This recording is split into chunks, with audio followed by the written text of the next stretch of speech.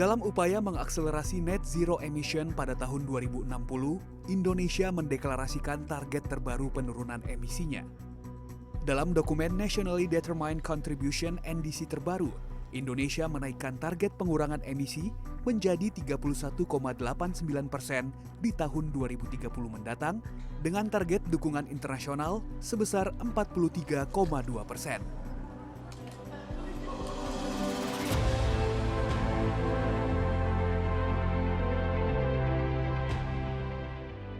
Guna mencapai hal tersebut, PLN melakukan pendekatan holistik, yakni menambah kapasitas pembangkit energi terbarukan, mengolah hasil gas buang menjadi energi listrik, menggunakan teknologi pembangkit batu bara yang lebih efisien, dan menerapkan co-firing biomasa.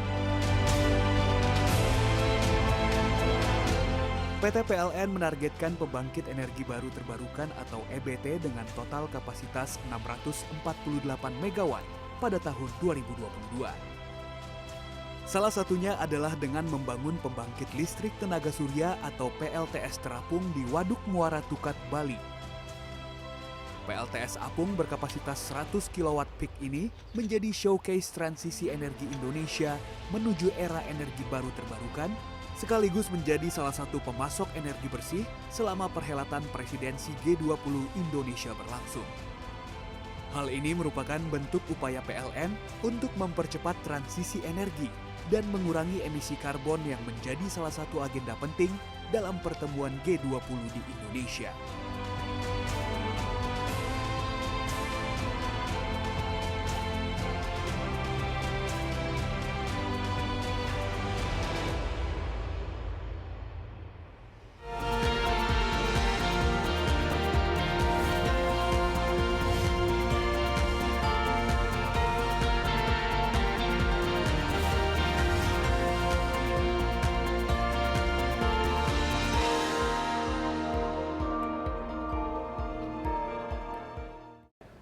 Energi transisi merupakan salah satu agenda utama yang dibahas dalam KTT G20 di Bali. Dan memang energi transisi ini merupakan sangat-sangat penting karena seluruh dunia telah berkomit untuk mengurangi emisi karbon demi menanggulangi perubahan iklim. Indonesia sendiri telah memiliki target untuk zero emisi pada tahun 2060 dan juga meningkatkan bauran energi terbarukan pada tahun 2030 sebesar 31%. Nah, tentu saja ini merupakan upaya yang harus kita lakukan bersama, apalagi tentu saja perlu dukungan dari PLN, sebuah perusahaan ya listrik negara kita yang memang merupakan salah satu produsen emisi. Nah, apa saja yang perlu dilakukan untuk kita mencapai target 2060 ini? Insight with Desi Anwar saat ini telah berada di Bendungan Muara Tukat di Badung. Kita sudah ditemani oleh Direktur Utama PLN, Darmawan Prasojo, dan kita tentu saja ingin mengetahui apa saja yang sekarang kita lakukan. Dan di bendungan ini merupakan PLTS atau pembangkit listrik tenaga surya yang pertama yang terapung buatan Indonesia. Pak Darmo, congratulations. Thank you Mbak Desi. Akhirnya. Selamat siang para pemirsa CNN. Iya, akhirnya big day. Ya, setelah kita tunggu-tunggu KTT G20 ini datang juga. Semua seluruh dunia matanya akan tertuju ke Indonesia, khususnya Bali, dan Bali ini merupakan showcase dari komitmen Indonesia. Khususnya kita berada di sini. Nah, ini pilihan Pak Darmo kita mengadakan interview. Kenapa? Apa yang what's so special mengenai PLTS terapung ini? Pertama, Mbak Desi, bumi memanas. The earth is warming. Gitu. Kita perlu jelaskan nih, kenapa bumi memanas itu. Setiap 1 kilogram daging yang kita konsumsi, setiap 1 liter bensin, setiap 1 liter solar, setiap 1 kWh listrik, itu ada emisi gas rumah kacanya. Ini adalah economic activities. Gitu. Nah, dalam proses ini, apabila kita membiarkan ini terjadi, maka mungkin bumi tidak akan survive.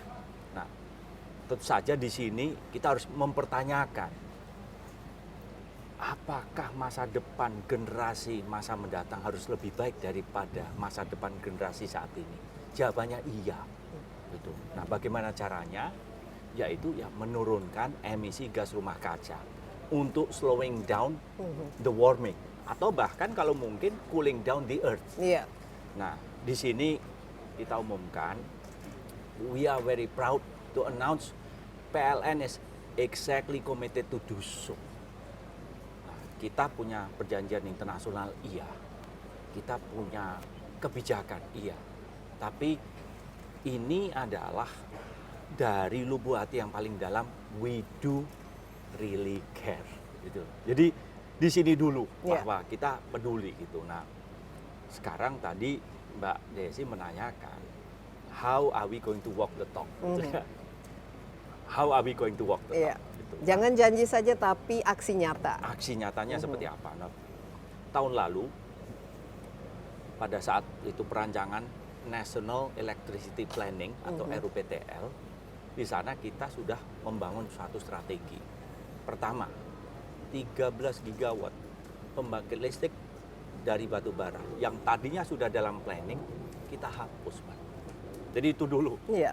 Nah, ini penting karena tentu saja pembangkit listrik dengan batu bara ini adalah produsen emisi gas rumah kaca yang terbesar. Yang terbesar. Nah, itu 13 gigawatt yang tadinya dalam planning yang masih tercantum dalam RUPTL dihapus dulu. Nah, berapa emisinya? 1 giga itu sekitar 6 juta ton. Jadi kalau 13 kali 6 juta, operasinya kontraknya 25 tahun, nanti lebih. Itu saja kalau 25 tahun beroperasi itu udah 1,8 miliar ton CO2 is being avoided. Iya. Tadinya kalau itu dibangun akan ada emisi hampir 2 miliar ton, ini dikurangi sekitar 2 miliar ton, 1,8. Apakah itu sudah cukup gitu kan? Ternyata belum cukup gitu. Ada 1,1 gigawatt PLTU dihapus dan diganti dengan energi baru terbarukan. Lagi-lagi mengurangi emisi. Iya. Apakah sudah cukup? Belum cukup. 880 megawatt PLTU dihapus dan digantikan dengan gas, emisinya bisa separuh. Apakah sudah cukup? Masih belum. Masih belum juga begitu. Nah, dalam hal ini pembangkit yang kami hapus, kami gantikan langsung dengan pembangkit energi baru terbarukan. Nah, untuk itu ini adalah RUPTL, Rencana Usaha Penyediaan Tenaga Listrik, yang terhijau dalam sejarah PLN dan dalam sejarah Indonesia. Sudah siap diimplementasikan. Ini sampai tahun berapa kita bicara? Jadi penambahan kapasitas pembangkit saat ini sampai 2030 51,6%. 50,6% itu berbasis pada energi baru terbarukan. Itu adalah pembangunan energi baru terbarukan yang paling agresif dalam sejarah Indonesia. Dan luar biasa karena sekarang saja ini masih jauh di bawah dari 51%. Tapi dalam perencanaannya kita sudah mengubah. Yang tadinya berorientasi pada fossil fuel, sekarang sudah berubah. Nah, apakah itu enough? Apakah itu sudah cukup? Masih belum cukup juga. Jadi kita mencari ruang bagaimana agar ruang untuk energi baru terbarukan itu masih bisa bertambah lagi masuk. Maka kita cek lagi list pembangkit batu bara yang sudah ada kontrak, sudah ada power purchase agreement, sudah dalam pipeline. Itu ada berapa jumlahnya? Itu sudah dihitung gitu. Tadinya ada sekitar 14, sekian gigawatt. Nah, 1,3 gigawatt berhasil kita terminasi. Gitu. Jadi ada lagi 1,3 gigawatt kita terminasi gitu. Jadi dalam hal ini ada ruang lagi. Apakah sini sudah cukup? Belum juga. Jadi kami juga punya program 6,7 gigawatt pembangkit listrik berbasis batu bara, ada namanya program pensiun dini. Gunanya Early apa? Retirement. Early retirement of coal fire power plants. Gunanya untuk apa? Ada ruang lagi gitu. Apakah ini sudah cukup? Masih belum juga. Jadi saat ini emisi gas rumah kaca kita dari sektor kelistrikan adalah 240 juta ton. 2060 nanti jadi berapa? Sekitar 1 miliar ton.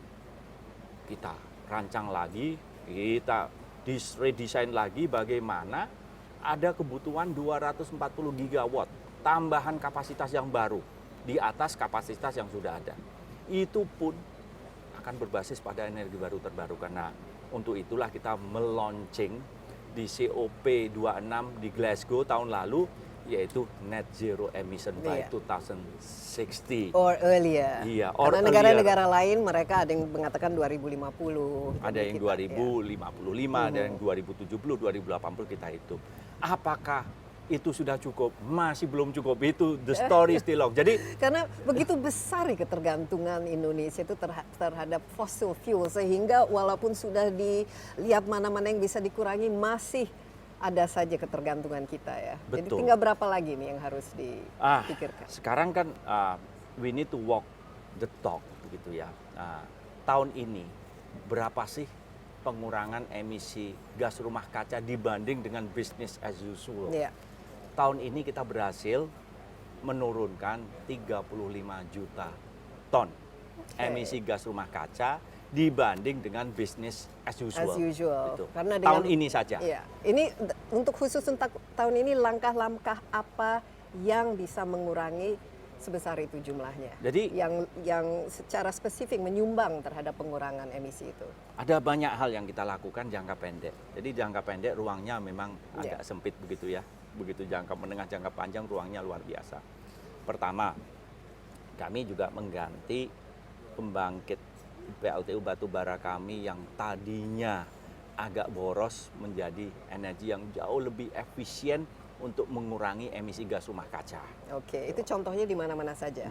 Banyak sekali yang sudah masuk. Nah, kemudian juga pembangkit gas kami yang tadinya panasnya langsung dibuang, itu kami tangkap lagi panasnya dan kita gunakan kembali untuk menambah produksi listriknya. Artinya setiap itu unit gas produksi listriknya meningkat. Itu juga lebih efisien dan juga mengurangi emisi gas rumah kaca. Kami juga batu bara itu sebagian kami campur juga dengan biomas gitu. Dan itu juga mengurangi gas rumah kaca. Kami juga bagaimana meningkatkan efisiensi dari seluruh pembangkit kami. Kami juga banyak sekali dari selama 4 tahun ini juga pembangkit-pembangkit yang tadinya berbasis batu bara sudah mulai kita ubah juga dengan pembangkit EBT dan lain-lain. Jadi kami jangka pendek kami juga mengoptimalkan ruang-ruang yang ada, setiap ada ruang kami isi agar bisa diturunkan gas rumah kacanya. Nah, kemudian kami hitung business as usual berapa, kemudian langkah-langkah yang sudah kami ambil ternyata ada penurunan juga 35 juta ton hanya untuk tahun 2022 saja. 2022. Ya. Sementara itu kalau tidak salah kan target kita secara keseluruhan pemerintah ingin meningkatkan EBT kita, energi baru terbarukan itu sebesar 23% pada tahun 2025. Dan masih ada 3 tahun lagi. Masih ada 3 tahun lagi, tapi pada tahun 2030 sudah harus naik ke 31%. Sementara PLN sendiri berjanji ini 51% itu sumber dari energinya akan penambah berasal, pembangkit. penambah Pembangkit. pembangkit. Nah, ini kita lihat sudah ini roadmap-nya kan, Iya. yang Pak Darmo barusan deskripsikan itu roadmap menuju 2060. Coba mungkin kita lihat satu persatu. Dalam hal ini ada core kompetensi baru, ada technical skills baru, ada national capacity baru, ada nation building, ada job creations, ada namanya giving prosperity, ada poverty eradication, atau Indonesia hanyalah sebagai pangsa pasar.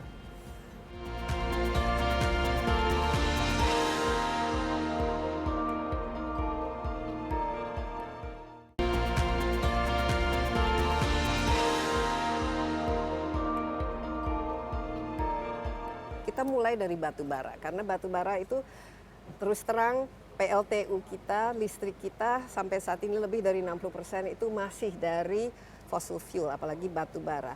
Tadi ada early retirement, tadi ada kontrak yang mungkin tidak dimulai, ada moratorium. Nah, coba bisa lebih detail sendiri, energi transisi khusus berkaitan dengan mengubah dari ketergantungan pada batu bara yang akhirnya harus masuk ke EBT. Ini kan pasti sangat-sangat rumit ya kita. Sangat rumit, sangat rumit. Apalagi harga batu bara juga sangat menggiurkan sekarang dan lain.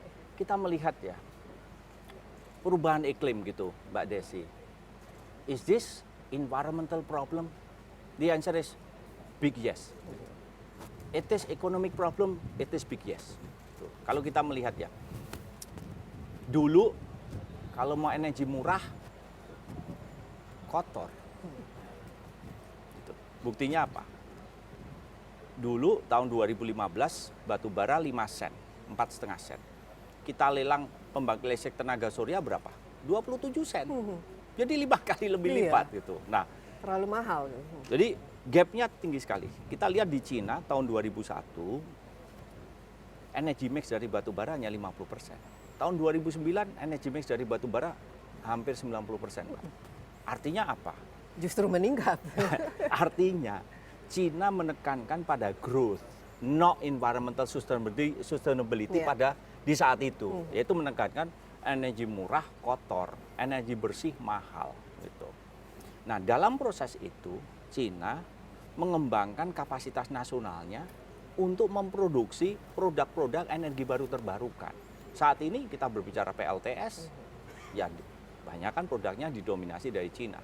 Produk renewable energy yang lain dari Cina. Artinya apa? Bahwa Cina saat ini menjadi champion renewable energy. Tahun 2020 sendiri membangun sekitar 35 gigawatt PLTU untuk menekankan masih pada energi, transisinya masih berjalan, EBT naik, energi batu bara pun dinaikkan juga untuk menunjang sustainability dari suatu dokumen. Jadi kita melihat bahwa Cina treating climate change not only as environmental problem, tapi ini adalah they treat this as an opportunity to dominate the renewable energy product all over the world. Gitu. Jadi ini ada suatu environmental problem, ini juga economic challenge dan economic opportunity, di mana landscape bagaimana strategik itu landscape dari ekonomi di masa depan, mereka melihat ini suatu opportunity untuk menjadi dominant power in the world gitu. Kalau kita sendiri bagaimana? Kita mau ikut seperti itu? Kan jadi menarik gitu ya. Iya. Nah, karena ya memang kita juga masih negara berkembang, kita masih perlu tumbuh. If anything, we will be using more energy, kan? Bukannya less, karena kita masih jauh di atas, di bawah target pembangunan kita. Nah, tapi ya kebutuhan terhadap energi bersih ini justru semakin meningkat. Bagaimana membalance-nya? Nah, kita misalnya bernegosiasi dengan United States saat ini dipimpin oleh Pak Menko Marinvest ya, dengan European countries untuk berkolaborasi dalam transisi energi ini, kelihatan sekali. Mereka poin-poin utamanya adalah misalnya bagaimana mengakselerasi dari pengembangan dari energi baru terbarukan. Kita align gitu. Tapi juga mereka misalnya melontarkan apakah mungkin local content-nya bisa direlaksasi, misalnya begitu. Jadi kita melihat bahwa dalam suatu global gitu strategic landscape, bahwa ini environmental problem, ini suatu global warming yang harus dihadapi bersama, itu align. Tapi begitu berbicara bagaimana ini suatu opportunity, kelihatan sekali ada divide gitu Mbak. Nah, bagaimana posisi Indonesia? That is the big question. Kita lihat size dulu ya Mbak ya. Saat ini size kita 300 terawatt hour. 2060 sekitar 2000 terawatt hour. Artinya akan ada penambahan sekitar 230 gigawatt, 250 gigawatt additional capacity. Itu dihitung lengkap dengan pembangkit, dengan transmisi, dengan modernisasi dari smart grid dan lain-lain. Itu sekitar 600 sampai 700 billion US dollar. Jadi 10.000 triliun. 700 billion. Yes. So the question is this. Kita berbicara 10.000 triliun.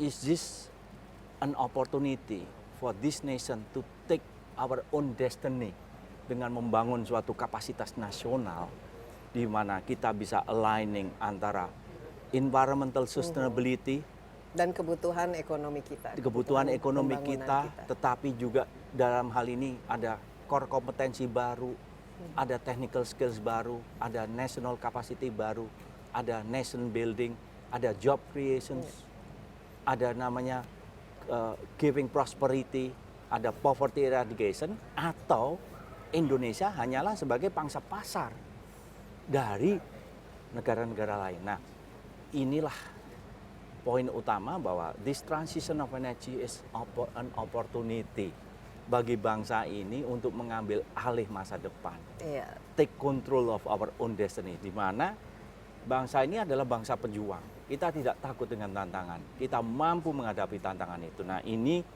adalah bagaimana bahwa dalam transition energy, bahwa ini masalah environment yang harus kita selesaikan.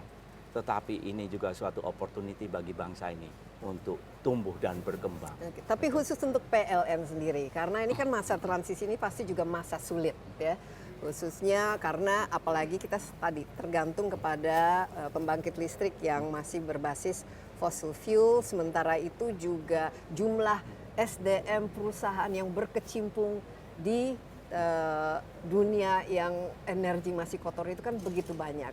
Kedua, tadi Pak Darmo mengatakan diperlukan 700 miliar sampai tahun 2060 untuk membiayai ya kebutuhan energi di Indonesia ini. Dan yang terakhir tentu saja ini kan mau business as usual, banyak tantangan sekarang, justru ada perang dari Ukraine, orang juga sekarang butuh energi dan energi dengan cepat, sehingga justru insentif atau keinginan untuk berubah itu semakin lama kan semakin sulit. Bagaimana menghadapi tantangan ini dan apa-apa saja yang sudah disiapkan ya, tadi dari segi SDM-nya, finance-nya, tapi juga dari insentif buat PLN untuk berubah itu kan, sementara seperti kita ketahui PLN kita memiliki over capacity kan, kita bisa dengan 35 megawatt ini kan masih banyak yang listrik yang perlu kita gunakan, tapi semuanya berbasis BBM. Bagaimana? Jadi tadi ada masalah energi murah kotor, mau energi bersih mahal. Tapi juga kita melihat bahwa humankind innovates. Kebudayaan manusia ini berinovasi. Dan bisa kita buktikan bahwa price dari energi baru terbarukan, the price of renewable energy is diminishing along the progress of time. Ya, contohnya ini kan semakin murah ya. Jadi 2015 kita lelang PLTS 27 sen. 2017 dari 2015 ke 2017 hanya 2 tahun turun menjadi 10 sen. Kita lelang lagi sudah 4,5 sen. Jadi sudah turun.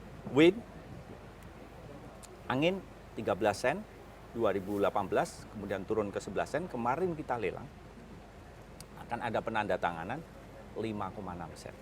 Nah, battery energy storage system is very critical karena untuk energi baru terbarukan kan intermittent. Ya. Tidak murah, 12 sen per kWh untuk store. Oke, mahal, tapi Mbak Desi, kalau saya menyampaikan ke Mbak Desi, Mbak, 2015 dulu harganya 50 sen. 12 sen mahal, iya, tapi sudah 70% berkurang. Kalau tren itu terus kita jaga 5-6 tahun ke depan, apakah harganya akan turun? Saya yakin akan turun. Iya, apalagi dengan teknologi juga semakin berkembang. Jadi begini, dalam proses waktu kita punya optimisme bahwa bumi memanas. Humankind apakah tinggal diam atau merespon ini dengan berinovasi? Nah, kita yakin ini berinovasi. Maka dalam proses ini ke depan, kalau mau energi murah, bersih. Kalau mau energi bersih, murah. Disitulah kita melihat bahwa renewable energy akan mampu berkompetisi head to head dengan fossil fuel. Yeah.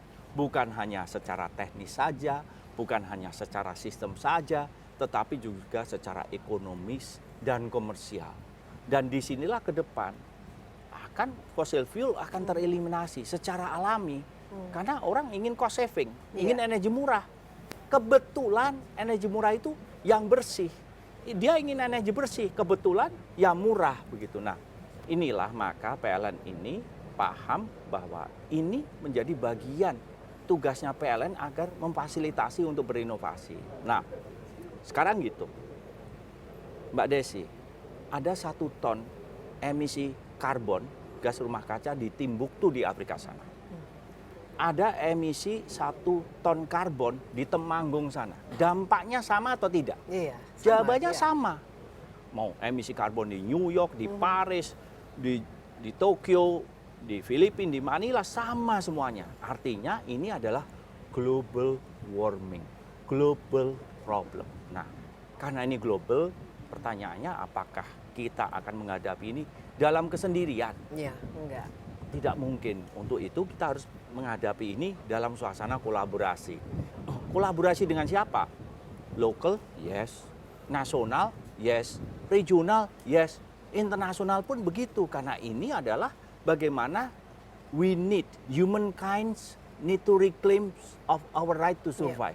Nah, untuk itu ada kolaborasi dari sudut pandang policy, kolaborasi dalam sudut pandang strategi, kolaborasi dalam sudut pandang teknologi, inovasi, kolaborasi dalam investment, kolaborasi dalam operasional.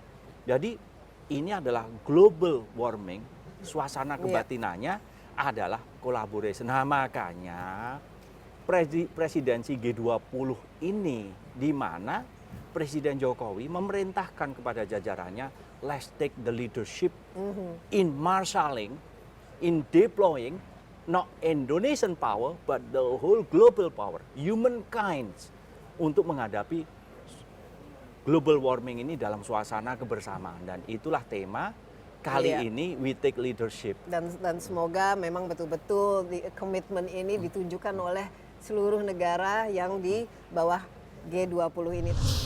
We have a vision that apapun itu jalannya, kita akan menurunkan greenhouse gas emission. 2060 itu Zero. kalau di situ is going to be zero.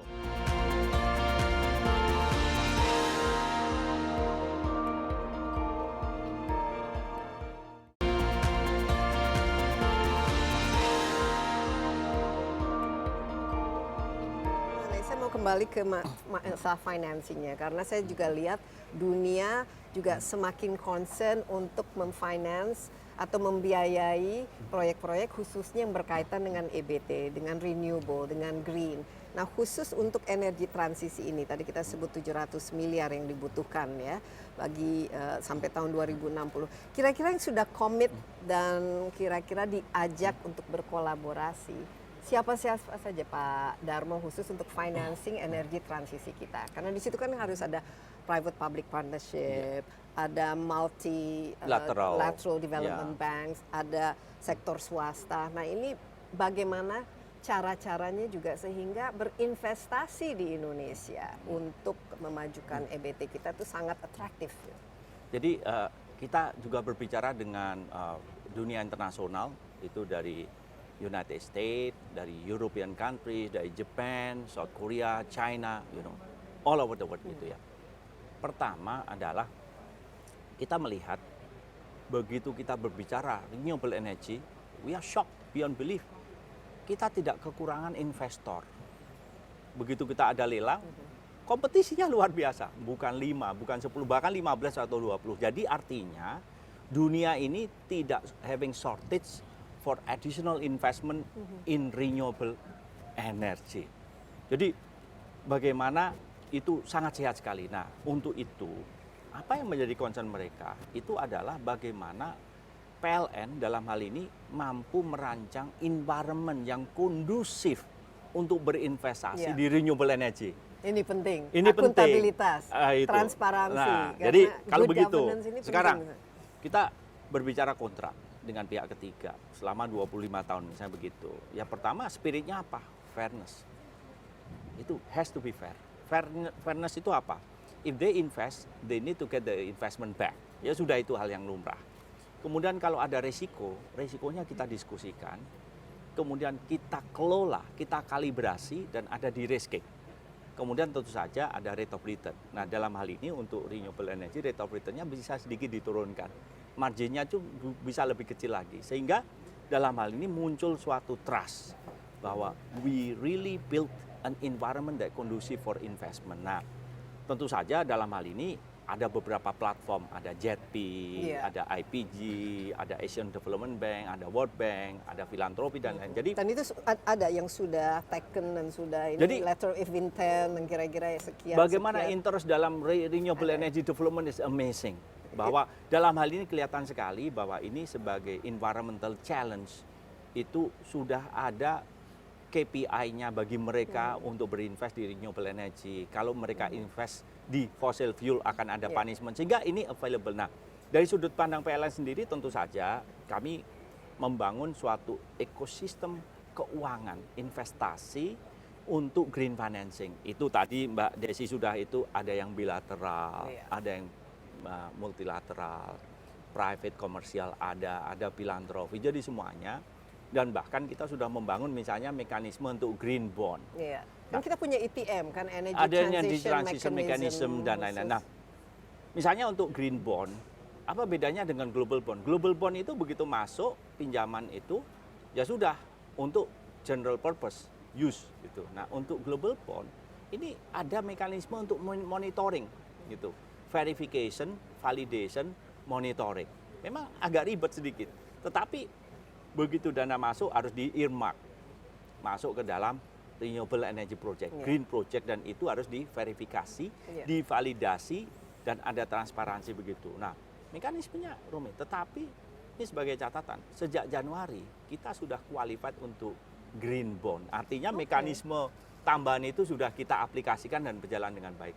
Kemudian juga ada energy transition mechanism gitu. Nah, energy transition mechanism itu pertama yang kami tawarkan adalah bagaimana kita create more rooms for renewable energy to enter our ecosystem. Nah, misalnya ada pembangkit yang akan pensiun 24 tahun ke depan. Apakah bisa? Pensiun dini. Pensiun dini, tetapi menggunakan investment scheme. Bukan langsung kita terminate kemudian ada grant. Itu juga ada. Nah, ada investasi dengan green finance dengan very low cost. Kemudian kita kasih margin yang minimalis. Berapa persen? Misalnya 5%? Low cost of fund-nya misalnya 2% atau 3%. Kemudian kita kasih margin sekitar 4%. Jadi internal rate of return sekitar 7-8%. It's very very low cost. Biasanya 12-13%. Nah, kita hitung ternyata payback-nya dari tadinya 24 tahun bisa menjadi 14 tahun. Oke, dan ini banyak yang minat. Nah, karena ini kan sebenarnya membiayai coal kan, membiayai coal, batu bara. Tentu saja ini platform ini di launching baik itu oleh Asian Development Bank, oleh World Bank, oleh PLN, oleh country platform, dalam hal ini ada Kementerian Keuangan, Kementerian SDM, Kementerian Kemenko Maritime and Investment. Jadi kami membangun dalam satu front begitu. Kemudian juga negara-negara donor dalam hal ini. Itu satu. Kemudian juga ada pembangkit swasta. Private sectors yang IPP, Independent Power Producer, yang kemudian diakuisisi oleh pihak ketiga yang green, yang tadinya kontraknya masih tersisa 20 tahun, ternyata bisa menjadi 13 tahun. Artinya kan ada sekitar 7 tahun. Itulah yang kita sebut yang mereka nggak mau rugi dong tentu saja. CO2 avoidance. Tapi memang harus cost of fund-nya harus rendah sekali dan mereka juga memang tidak mencari untung. Tetapi for the noble purpose to retire early and then for the CO2 avoidance in the future. Nah, ini semuanya kemudian juga untuk jangka pendek ruang untuk investasinya agak sempit gitu. Maka kita juga membutuhkan ya sudah, ini masih ada jangka pendek, kita ingin niatan untuk pensiun dini, silahkan saja memasukkan grant sehingga pembangkit ini bisa kami retire early dengan cara yang sangat cepat, yaitu ada grant. Jadi kami membangun suatu platform yang saat ini sedang kami diskusikan di dunia internasional. Tapi akan segera diimplementasi mungkin? Nah, memang misalnya begitu, apakah dari green financing ini untuk mengakuisisi coal sudah bisa dimarking sebagai green investment.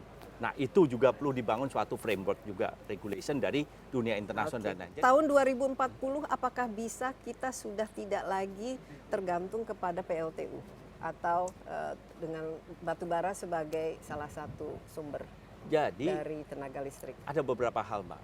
Pertama adalah tadi kita ingin memberi ruang yang lebih. Jadi PLTU ada yang segera dipensiunkan dini. Kemudian penambahan kapasitas yang baru yang untuk PLTU sudah kita freeze. Dari planning sudah kita freeze. Kemudian yang sudah dalam pipeline yang bisa kita batalkan sudah kita batalkan.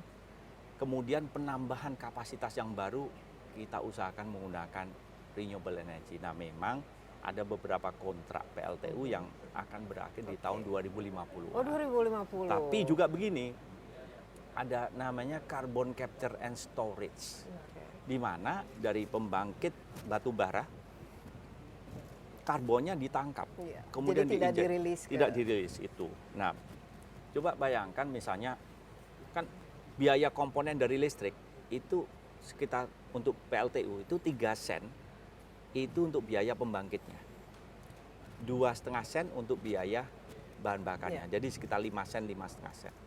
Nah, nanti begitu pembangkit ini sudah lunas, yang 3 sennya itu sudah tidak perlu dibayar lagi, hanya tinggal untuk biaya bahan bakar. Nah, 3 sen ini mungkin bisa digantikan untuk carbon capture. Sehingga apakah harganya kompetitif? Nah, itu tergantung juga perkembangan teknologi. Iya, carbon capture-nya kan harus menggunakan teknologi. Nah, saat ini teknologinya sedang dalam under development, tapi kita berbicara di tahun 2040. Iya. It's not today. Nah, We still tapi- have like 16-17 years from today, but we have a vision that apapun itu jalannya, kita akan menurunkan greenhouse gas emission. Dan ya 2060 mau tidak mau ya sudah completely. 2060 itu Zero. kalau di situ is going to be Ya, zero. zero tapi 100% dari renewable. Kami mengubah organisasi yang tadinya static, backward looking, menjadi organisasi yang dinamis, forward looking, yang berbasis pada teknologi, innovation.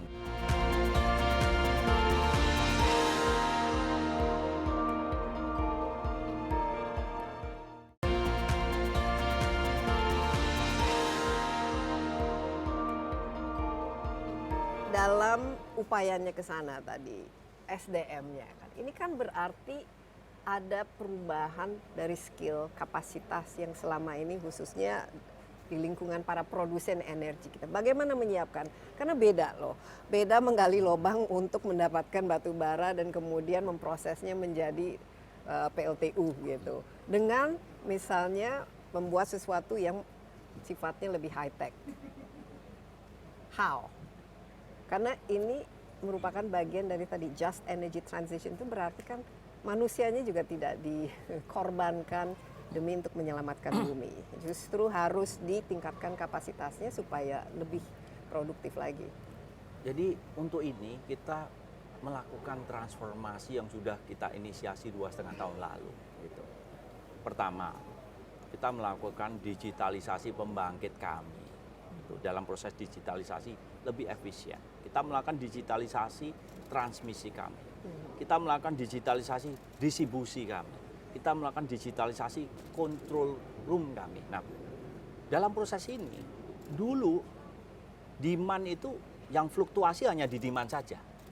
Di supply-nya tidak. Iya. Nah, begitu ada renewable energy, fluktuasi di supply dan demand. Saya juga bisa mensuplai kalau saya Betul. punya ini. Nah, rooftop. apa yang dibutuhkan suatu ekosistem kelistrikan untuk menghadapi ini? Digitalisasi. Dari apa? Pembangkit, transmisi, distribusi, sampai control centernya.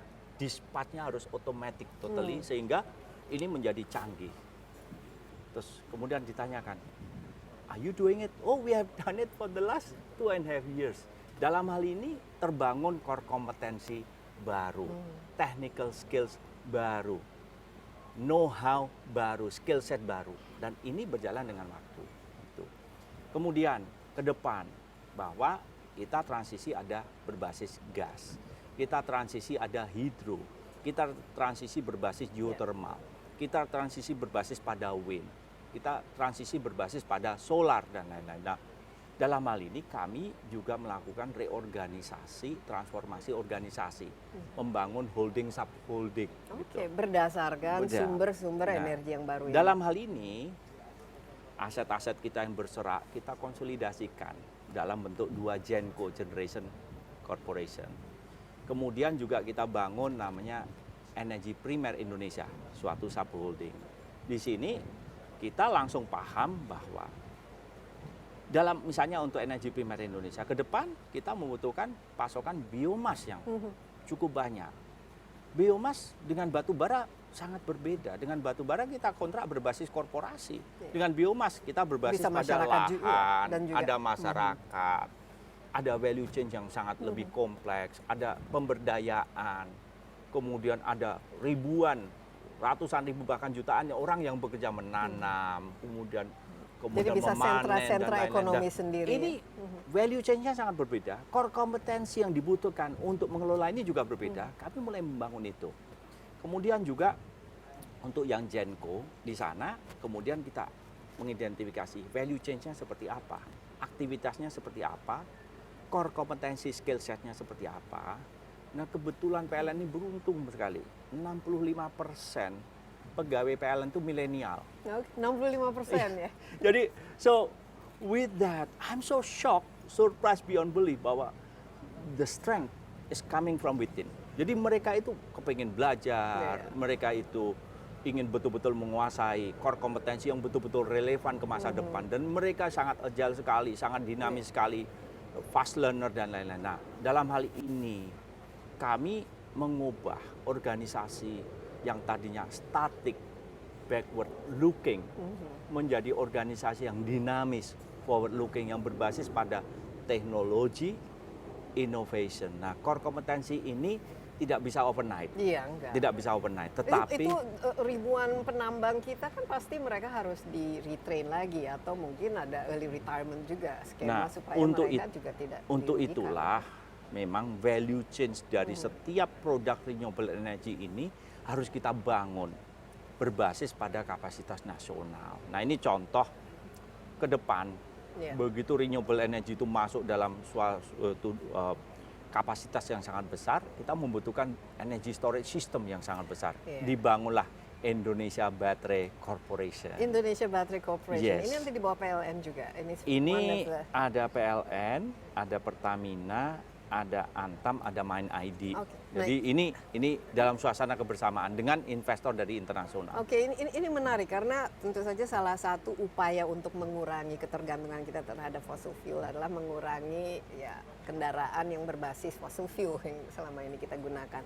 Beralih ke EV, electric vehicle. PLN juga support apa yang diberikan untuk menciptakan ekosistem electric vehicle ini sehingga ya kuncinya adalah accessible, itu murah dan membuat orang juga semangat. Kalau sekarang kan, aduh nge-charge baterainya gimana, atau harga mau nanti tagihan listrik saya meningkat, atau harga mobilnya masih mahal. Nah ini bagaimana supaya kita mengakselerasi ke sana, Pak Darmo? Jadi pertama, kalau kita melihat apa itu transisi dari transportasi berbasis minyak ke listrik seperti itu, internal combustion engine. 1 liter bensin itu setara dengan 1,3 kWh listrik, itu jarak tempuhnya sama. 1 liter bensin harganya 15.000, 1,3 kWh listrik hanya sekitar 2.200. Jadi ini itu perubahan dari energi mahal menjadi energi murah. Gitu. Nah, BBM itu sebagian besar diimpor, baik itu crude maupun produk. Listrik, ya mohon maaf nih batu bara itu dalam negeri, gas dalam negeri, apalagi energi baru terbarukan dalam negeri. Jadi itu perubahan dari energi import menjadi energi domestik. Nah, mengenai emisi karbonnya seperti apa gitu kan? 1 liter bensin kami hitung emisi karbonnya 2,4 kg. 2,4, oh, wow. Yes. Besar sekali. Besar sekali. Karena itu ada satu C, ada O2. Dipasang gitu jadi 2,4. Nah, berapa emisi karbon per kWh listrik? Ini kan 1,3. Kalau listriknya dari batu bara gitu. Worst case-nya dari batu bara karena saat ini ya masih ada batu baranya gitu. 1 kWh listrik kalau dari batu bara itu 1 kg. Jadi 1,3 itu hanya 1,3 kg CO2. Artinya apa?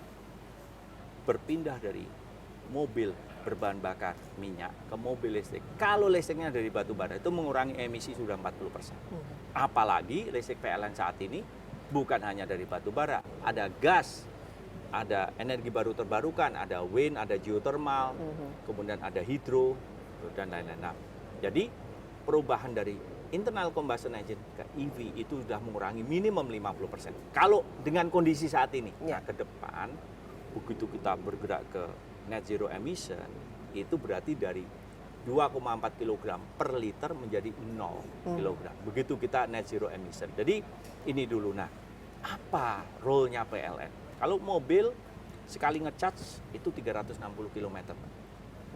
360 km for one charge. Tapi berapa lama? Jangan-jangan charge-nya juga bisa Betul. Nah, semalaman. maka di mobil itu sudah ada home charging. Jadi begitu kita beli mobil, home chargingnya dipasang. Nah, pertama, begitu ada pembelian mobil listrik, itu sistem customer-nya sudah tersambung ke PLN. Kami akan datangi rumah, kita kenaikan daya, kita tambah. Home charging-nya kita sambung ke sistem digital, itu electric vehicle, digital system kami. Tapi jadi ada peningkatan biaya listrik dong dalam bulanan, betul, mau tidak mau. Dengan catatan, dengan ini garis bawahnya adalah biaya untuk transportasi. Karena kan bensinnya tidak beli lagi, itu hanya 1/4-nya saja. Oke, jadi masih jauh lebih rendah ya kalau kita nge-charge di rumah. Jadi kan 1 liter bensin 15.000, 1 kWh listrik 1.600. Oke, jadi kelihatan di situ perbedaannya. Perbedaannya jauh. Tapi chargingnya kan jangan kalau misalnya Nah, ada. karena itu 360 km, kalau kita ke kantor bolak-balik palinglah 60, 70, 80 km. Itu pun kalau tidak di-charge 3 hari pun tidak ada masalah. Maka 80-90% dari EV itu menggunakan home charging, bukan SPKLU. Oke. Jadi itu home charging. Itu juga angka itu di Eropa, di Amerika sama. Jadi seperti saya pakai mobil listrik. Jadi nanti paketnya termasuk paket home chargernya. Sudah termasuk gitu. home charging. Oke. Itu sudah semuanya. Nah, kami sudah kerjasama, PLN sudah bekerjasama dengan Wuling, dengan Toyota, dengan Lexus, kemudian dengan Mitsubishi, dengan Mercedes-Benz, dengan DFSK, dan lain-lain. Jadi kami sudah bekerja sama, jadi begitu ada pembelian, kami jangan sampai customer dari mobil listrik itu kesulitan. Oh, jadi, dayanya kurang dan lain. Kami akan itu. Jadi pada intinya dengan menggunakan ini jangka panjangnya jauh lebih murah. Lebih murah. Jatuhnya jauh lebih bersih tentu saja. Betul. Dan tagihan listriknya juga tidak akan melonjak karena kita tagihan listriknya naik. Tetapi dibanding dengan penurunan biaya bahan bakar, tagihan listriknya naiknya 1/4-nya dibanding bahan bakar. Gitu. Oke. In the process of time, our main job is to take care the environment. Dan apa itu listrik? Listrik itu adalah byproduct kita.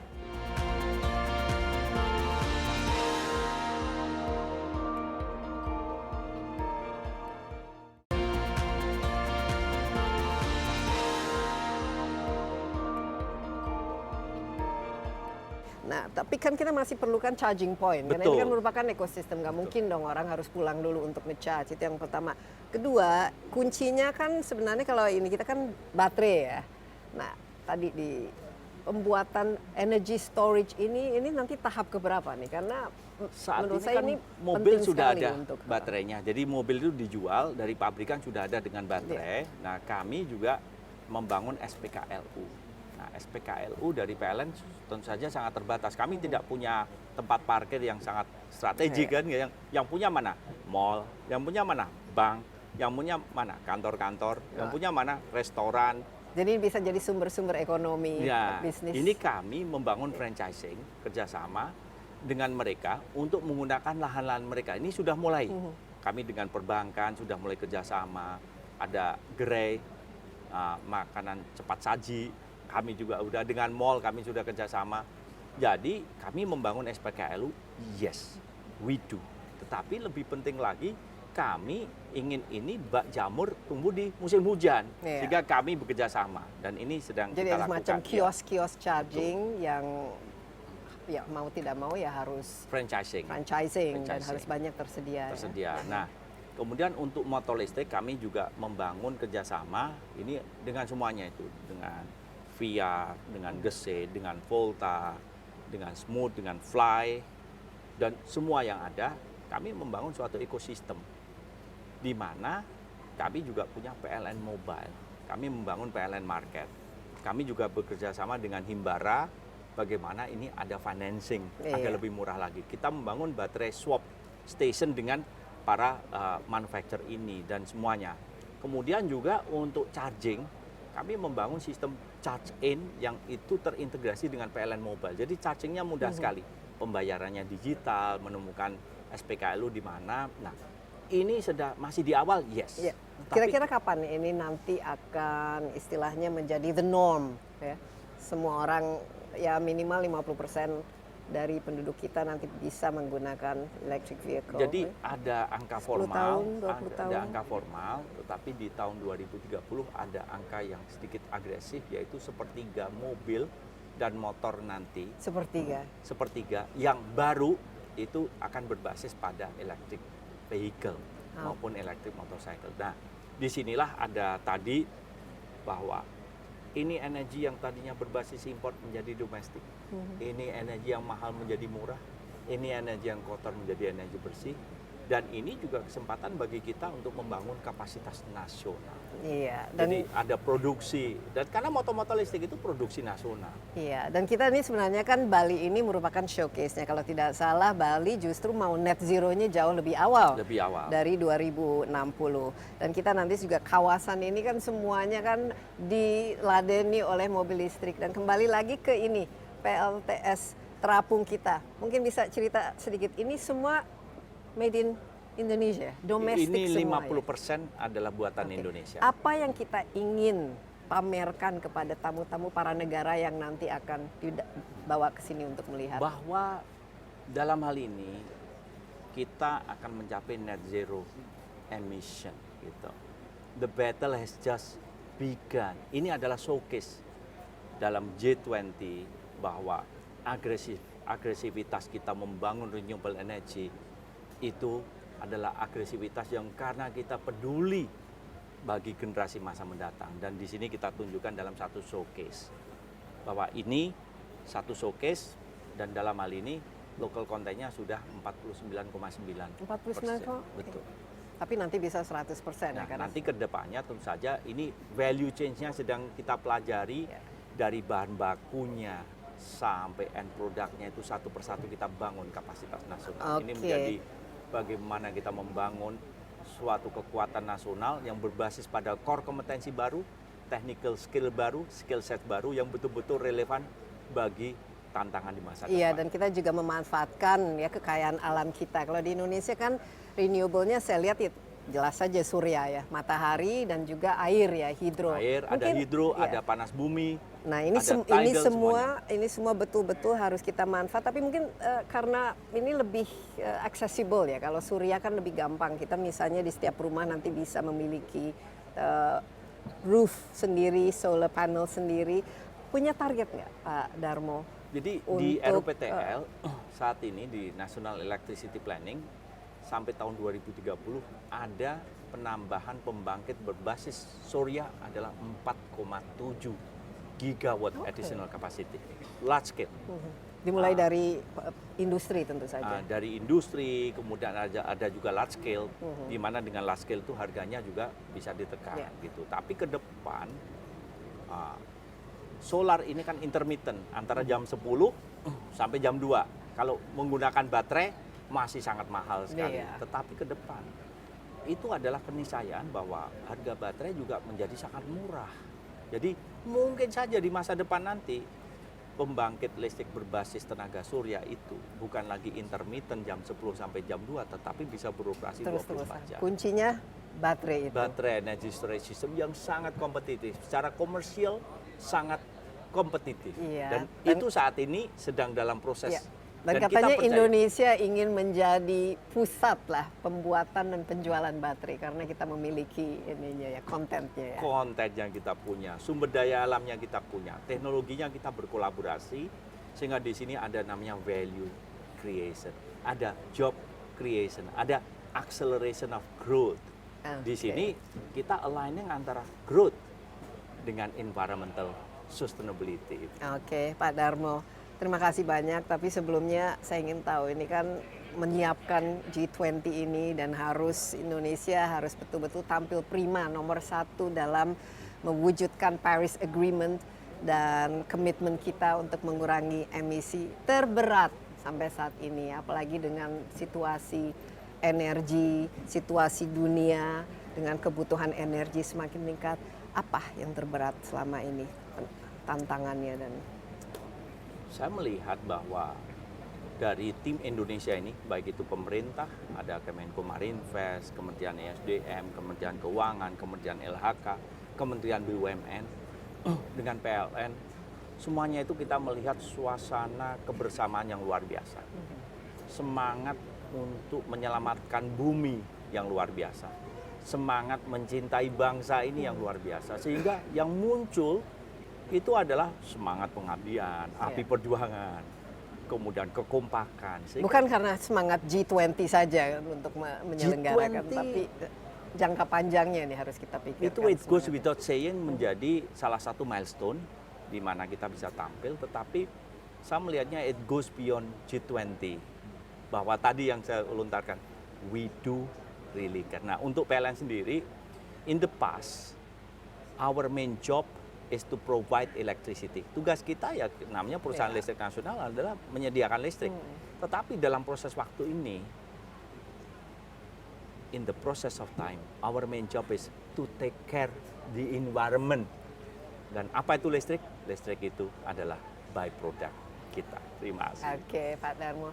Terima kasih banyak atas insight-nya, dan kita juga harapkan ya semoga blueprint kita ya, peta jalannya sukses, kita bisa mewujudkan pada tahun 2060 net zero emission dan juga meningkatkan penggunaan energi baru dan terbarukan, karena targetnya saya lihat sangat-sangat ambisius, tapi tentu saja di sini semua yang penting adalah not just the dream but the implementation. Itu kuncinya. Sekali lagi terima kasih. Demikian Insight with Desi Anwar kali ini. Terima kasih atas perhatian Anda, dan jangan lupa acara ini juga dapat Anda saksikan di cnnindonesia.com dan tentu saja di YouTube CNN Indonesia, Insight with Desi Anwar. Sekali lagi terima kasih. Stay safe. Bye-bye.